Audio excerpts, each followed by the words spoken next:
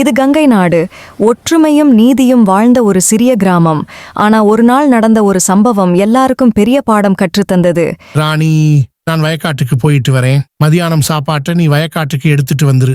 தாமதமாக ஆகிவிடாதே, வேகமா வந்துரு. சரிங்க, நான் வேகமா சாப்பாடு எடுத்துட்டு வந்துறேன். நீங்க வயக்காட்டுல பார்த்து வேலை பாருங்க. முத்தையா வயலில் வந்தபோது தண்ணீர் வாய்க்கால் உடைந்து அவரது நிலம் சேதமடைந்ததை பார்த்தார். அடடா, என்ன இது, வயக்காடு முழுவதும் தண்ணீர் நிரம்பி வழியுது. இப்படி விட்டா மற்றவரோட வயலும் பாதிக்கும். எல்லாரையும் கூட்டிட்டு வந்து இதை ஒரு வழி பண்ணணும். முருகா அண்ணே, என் வயக்காட்டில் நதியிலிருந்து தண்ணி அதிகமா வந்துருச்சு. என்னோட வயக்காட்டிலிருந்து உங்களோட வயக்காட்டுக்கு வர ரொம்ப நேரம் ஆகாது. கொஞ்சம் எல்லா பேரும் வந்தீங்கன்னா அந்த வயக்காட்டுல தண்ணிய மறைத்து வரப்பு வெட்டி மத்த வயக்காட்டுக்கு போறத தடுத்து விடலாம். முத்தையா, இது உங்க வயலில நடந்ததுதான். அதனால நீதான் அந்த தண்ணிய மறைக்கணும். எங்களோட வயலுக்கு வந்துச்சுன்னா அதுக்கு நீதான் பொறுப்பு. நாங்க ஏன் உதவணும்?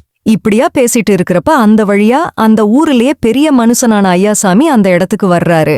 வாங்க தலைவரே, இந்த நியாயத்தை நீங்களே சொல்லுங்க. முத்தையா வயலுக்குள்ள தண்ணி வந்துருச்சா? அதை எங்களை எல்லாரும் கூப்பிட்டு வந்து அந்த தண்ணிய வரப்பு வெட்டி தடுக்க சொல்றா.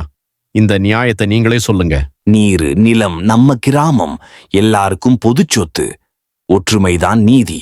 இப்ப நாம சேர்ந்து சுத்தம் பண்ணலனா நாளை யாரோட வயலும் அழியும்.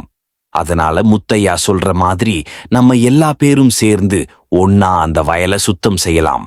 இப்படி ஊர் மக்கள் எல்லாம் பேரும் சேர்ந்து முத்தையா வயக்காட்டுல இருந்த தண்ணி எல்லாத்தையும் வெளியேற்றி சுத்தம் பண்ணி ரொம்பவே சந்தோஷமா அறுவடையும் பண்ணாங்க. இந்த வீடியோ உங்களுக்கு பிடிச்சிருந்தா லைக் பண்ணுங்க, ஷேர் பண்ணுங்க, மறக்காம நம்ம சேனலை சப்ஸ்கிரைப் பண்ணுங்க.